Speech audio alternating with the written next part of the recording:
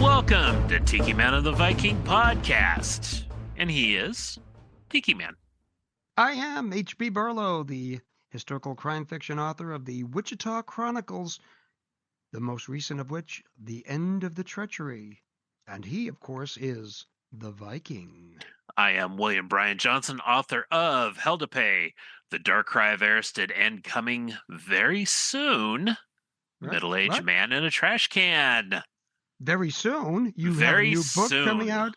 I have a release date, my friend. This is excellent. I've been hearing about this book for years. You were working on it, going back and forth. We finally were presenters on the faculty at OWFI, the conference last year, and you wound up pitching and got some interest, and look at what has happened. Yep, Wild Rose Press will be releasing Middle-Aged Man in a Trash Can, coming out June 25th of 25. Unbelievable. How do you feel about all this? Overwhelmed, but I'm also enjoying it. I mean, this Good. is book 3. I feel like I've done what I want to do. I mean, Good. I'm not going to stop writing by any means. I still have Valdir's Saga and all that I'm working on. So it's just sometimes you got to stop and shift and do what needs to be done before you go back and do what you're doing before. So, but it's also you do have to take some time to appreciate the effort, the initial writing, the editing. Oh, what do I do with it now? And then the pitching, and then getting all of that going. People that are not writers may not understand the process. It is lengthy. It is a process. Yes, we started this. Let's see. I was accepted back in, I want to say, September of last year. Wow. And it's been, we've done 4 rounds of edits maybe. And nothing too major. Everybody liked the book, so I think we're going forward, and it's going to be a strong book. Okay, synopsis, and then hit us with it. What do we got? Sure. Well, the hook is some men lose themselves. Joe lost his entire universe. Whoa. Joe is just a drifter moving from town to town, but the town doesn't change, just the universe. Joe has rules for a new place. Look out and observe. As long as there's no dragons, no zombies, no authoritarian governments, might be a nice place to visit until something goes wrong, and it will. Street names are different, landmarks a lie, and even money shows presidents he's never known. Some versions of Fort Wayne, Indiana are apocalyptic wastelands, others harbor dark secrets. When trouble strikes, Joe opens a trash can and tears a rift in reality. Inside lies a void where he can glimpse the multiverse and ride the unknown currents to another Fort Wayne, hoping this one might actually feel like home. With each crossing, his memories slip away. Only Nobuyuki, his shape-shifting Kitsune companion, remains constant, and they are hiding secrets about Joe's past that he may never remember. In a multiverse where the next trash can might lead to salvation or doom, Joe must find his way back before he forgets what home is. Now, I mean, that grabs you. That grabs you completely. And it's a great cover, too. I know that you're a visual artist, photographer, videographer. How did you feel about the cover design when they got it back? I love it. I mean, it's striking. It grabs you. Yeah, I'm very happy with it. Yeah, that is fantastic. I'm so happy with it. I got a poster of it right here. And that's the one thing that you've always had. I've been to your home. You've got posters of your book covers, and I don't. And I'm like, well, I've got enough wall space. Maybe I should. I can teach you how. We'll get to that later. You feel like reading us a segment? Yeah, I'll tell you about the characters real quick. Joe's a drifter with amnesia and memory issues, and he drifts around Fort Wayne, Indiana. Nobuyuki is a Kitsune, which is a Japanese fox spirit, and they are shapeshifters, so they have other forms. They can actually take the form of an old man who can manifest an energy sword, or a little girl that can manifest the horrible power of sarcasm. So, and then they also meet somebody by the name of Sancho Tom. He's a taco truck driver, but the weird thing is Sancho Tom is the same in every universe. So there's more that they have to uncover about him. I wonder how his food is, but we'll get to that at another time. Sancho Tom's salsa is incredible because it may be made with souls. Oh, I had to ask. See, that's the one thing you do. That's the one thing. When you go to any restaurant, any food truck, if it's good, don't ask, just appreciate it. That's That's it. right. That's right. And never look in the kitchen. Now, okay, so Hell to Pay is horror, and Dark Ride Hmm. of Aristide is fantasy. Yep. I Dark mean, is fantasy. it, where did this come from? I mean, I know you, and I've known you for a long Yeah. time, but how did this just come about? Where did the idea come from? Where did it spring from? I teach gifted kids, and we always do writing workshops, and we do NaNoWriMo. And one year for NaNoWriMo, this kid had this awesome idea about a guy that jumps in a trash can and goes into multiple realities, kind of based on Oscar the Grouch. And I'm kind of like, I like that. And I told him, I said, if you don't do anything with this, tell me. I'd like to take it over and maybe write something with it. And he finally came up to me and he goes, hey, it's yours. Have fun. And so I started playing around and workshopping it with other groups that kind of gave me a little bit more ideas with Good. it. When I did Flint Hills Writers project, we Oh yeah. actually we actually did the big brain map of who the characters were, and that's where I came up with the Kitsune. And had a former student also come up with Sancho Tom characters, which I think it's cool because it also gives me an idea to come up with some really cool T-shirts and things like that that I can sell at the conventions. Fantastic, fantastic. Now, unfortunately, this won't be out in advance of OWFI, so you Right. won't be able to do anything other than maybe pass out some cards and let people see what's going on, right? Yeah, and I'm also wanting to do some stickers with it too. I have Good. some art of the Kitsune I've done and of Joe floating in the universe. So Right, right. I've seen that. I've seen yeah. that. Been wonderful stuff. Of course, as always on our podcast, links to significant sites will be posted, Hmm. your Instagram account, et cetera, et cetera. Yeah. So And the people can joy is see. also storm season's coming back up, so maybe Rumination of Thunder could use some hits. Oh my goodness. Well, hopefully that middle-aged man in a trash can don't get blown away by some tornado or something like Oh, that. yeah, we can always hope. Oh my goodness sakes. And is it a one and done, or is it have the possibility for a follow-up? So, not to give too much away, but the book does end on a choose your own adventure ending.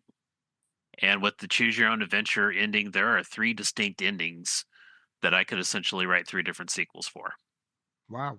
It's a multiverse, so every universe is different, and I have the chance of continuing all these different outcomes. So I'm kind of looking forward to see what takes, what people like, what they don't Right. like, and then maybe making decisions from there on how I go forward. But yes, there are additional stories to be told. This is very much kind of an entry novel to it, but ultimately it's a guy trying to get home to a home he doesn't remember. Wow. Wow. I think just from the description, from the blurb, from the tag, people are going to be interested. This has got a uniqueness to it, and it's going to stand out. So we're looking forward to it. Now, you had mentioned earlier on that something like March 14th was an important day. March 14th is an important day because it's kind of like Groundhog's Day. No matter how long he stays in a universe, whenever he jumps in a trash can, it's March 14th, about Huh. middle of the afternoon. And so March 14th is not only Pi Day, which somebody asked me today if I did that over Pi Day, and it's like, yeah, I might have. That was a while back ago, and I'm not Yeah. quite sure. Joe also loves Carl Sagan, so I mean, there's definitely science things associated with it.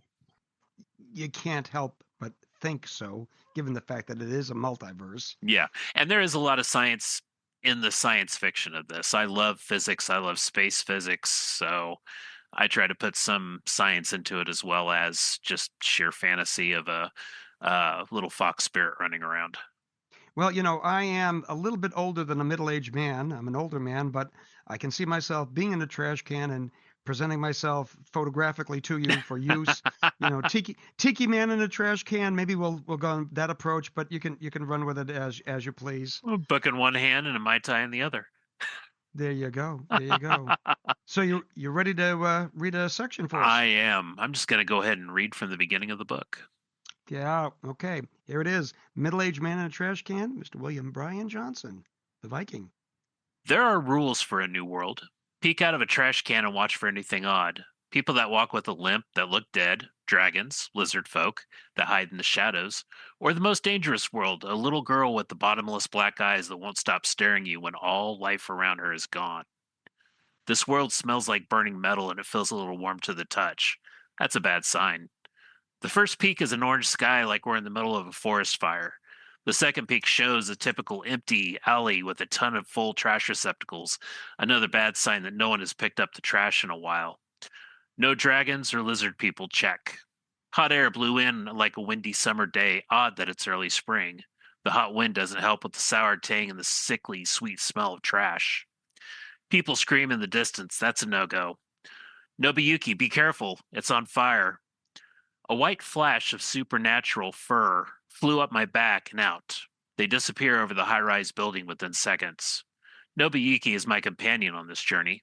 They get all the pronouns depending on the mood and form, and know what to do in the worlds because we have a system worked out, one that we don't always remember or follow. Nobuyuki is a beautiful white three tailed fox. Fox is an animal, three tailed is something from folklore. A talking multi-dimensional fox and only a fox part time. When I get lazy and shorten their name to Yuki, a Japanese word for snow, they get real mad. But we're all a little mad down here. We float on a multi-dimensional current into lands unknown. There's too much smoke. That's a no-go. I shut the lid and I wait from the confines of my six-dimensional space. My weird interdimensional pocket where eternity projects like a map of the universe staked on top of an infinite number of clear maps that rotate in and out of sight, of which I have no control where it goes. In the void, I must be careful while waiting for Nobuyuki. If I stare at a point too long, my interdimensional space moves and I lose Nobuyuki. I close my eyes in my mind and wait for the thump. There are gaps in my memory. Sometimes I remember the last couple months, sometimes I can't remember the day before. Nobuyuki calls it brain trauma, but all my memories will come back in time. Thump. Nobuyuki slips in and we go over the checklist in the dark. Are there people on the street, I ask? Yes, but not many. Something terrible's happening. Their tinny voice sounds like somebody pushed the treble up on a stereo. Military? No, but police cars with lights flashing. No military, Nobuyuki answers. Screaming? There's a sigh in the multiverse dark. No one is screaming at the moment, but everybody's tense. Right then, somebody screams off in the distance. Authoritarian flags or statues? Joe. The voice is suddenly older. Nobuyuki takes the old man form. They tire of the constant questions, and it's the only voice I listen to. No strange statues that seem too big or flags. No lizard people, dragons, or floating ancients. Good. I don't want to repeat any of that. I take a deep breath. We failed some checks. What's with the orange sky? Wildfires east of the city. They look bad. Are you ready, Joe? Is it dangerous, I ask? And Hmm. that is the beginning of Middle-Aged Man in a Trash Can. Captivating, captivating. Good description. I think this. I think somebody is going to make this and put this on Amazon Prime or Hulu or Netflix at some point.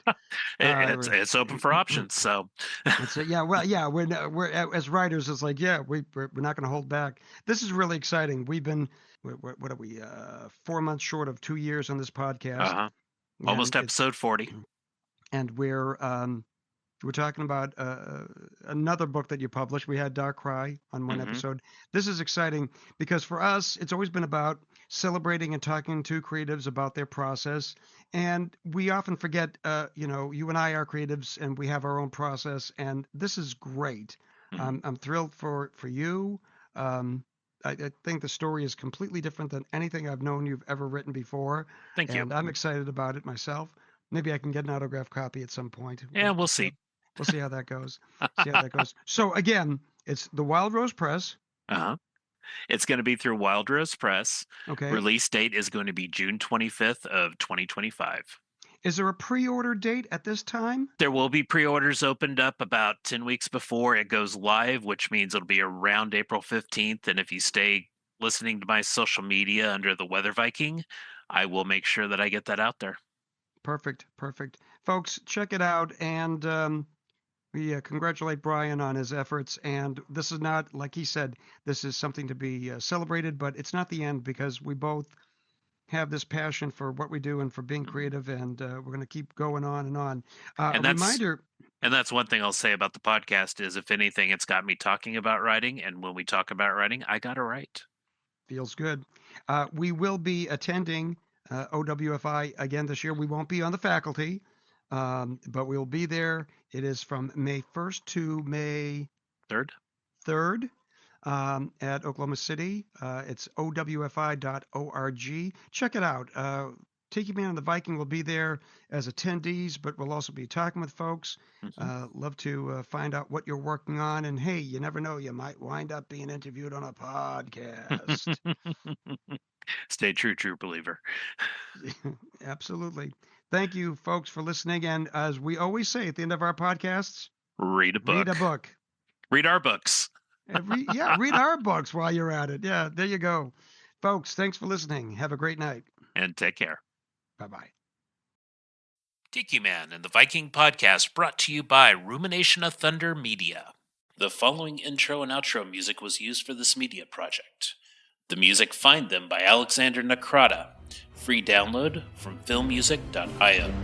License Creative Commons Attribution 4.0 International.